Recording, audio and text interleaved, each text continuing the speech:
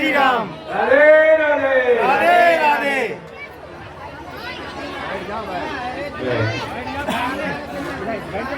महाराज जी के चरणों में प्रणाम करते हैं।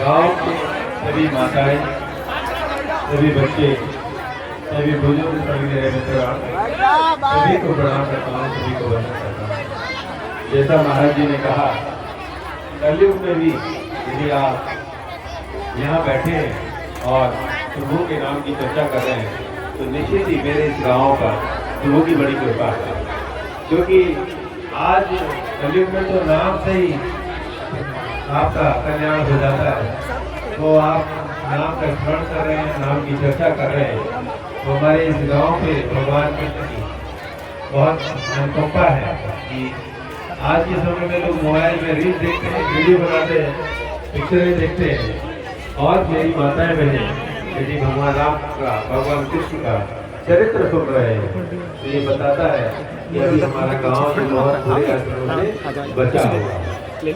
आप पे बड़ी कृपा है, मेरी माताओं बहनों पर बड़ी कृपा है भगवान की कि आप सब लोग, मैं पहले भी कई बार आया हूँ, हमारा ये गांव भगवान के प्रति अच्छा भाव रखता है, अच्छा मन रखता है, और आप सब लोग कहीं ना कहीं ईश्वर को अपने चित्त में रखते हैं।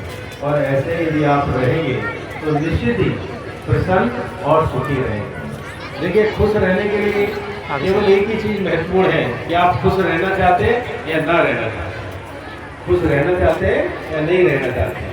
किसी पैसे से, किसी चीज से कभी किसी को खुशियाँ मिली नहीं।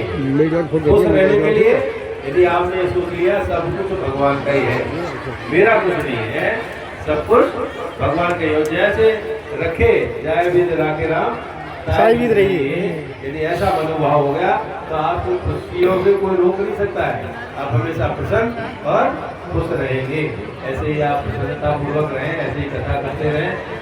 आप सब लोगों की भगवान ऐसे ही सद्बुद्धि रहे, क्योंकि जो समय है वो तो दारू पार्टी और वैश्याओं का नचाने के जैसा रहता है, लेकिन इस गांव में मैंने कभी ऐसा कार्यक्रम नहीं देखा। यहाँ हमेशा पूजा पाठ, मंदिर में भक्ति, भगवान राम की चर्चा, भगवान कृष्ण की चर्चा, भगवत कथा का जो यहाँ पे आप सब लोगों ने सुना है, श्रवण किया है, ये बड़े भाग्य से होता है। ये महाराज जी की कृपा है। महाराज जी आए यहाँ पे और उन्होंने भगवत कथा को सुनाया, भगवान कृष्ण के चरित्र को सुनाया। भगवान कृष्ण को थोड़ा सा भी लोग समझ ले तो उनकी समझ में आ जाएगा कि हम लोगों का जीवन कैसा होना चाहिए।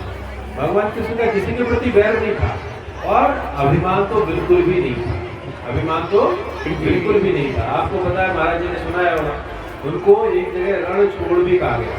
रण छोड़ यानी कि युद्ध से भाग गए। क्यों भाग गए? उनको लगा कि सभी राक्षसों को एकजुट करना पड़ेगा, तब मार पाएंगे। यदि हमने ऐसा किया तो उनको तो कोई हरा तो नहीं सकता। लेकिन उन्होंने बताया कि परिस्थितियां यदि खराब हो तो पीछे हटने में भी कोई बुराई नहीं, कोई अहंकार की बात नहीं। नहीं जी, मैं तो ऐसा ही हूँ। भगवान ने हर लीला में दिखाया, और जब उन्होंने अपना बलवान स्वरूप दिखाया तो क्या किया कि उन्होंने अर्जुन के साथ जब युद्ध कर रहे थे तब भी जब भीष्म ने उनको प्रतिज्ञा दी कि तुमको शस्त्र नहीं उठाना है, तो उन्होंने अपनी प्रतिज्ञा तोड़ दी। क्यों तोड़ दी?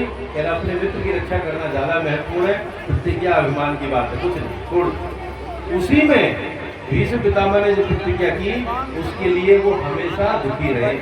जब वो मृत्यु सैया पे लेटे तो उनको लगा कि मैंने इस सिंहासन की रक्षा के लिए जो प्रतिज्ञा कर ली, ये प्रतिज्ञा नहीं की होती, दुष्ट दुर्योधन के साथ नहीं खड़ा हुआ होता तो ये महाभारत नहीं होता। तो अहंकार को कभी गले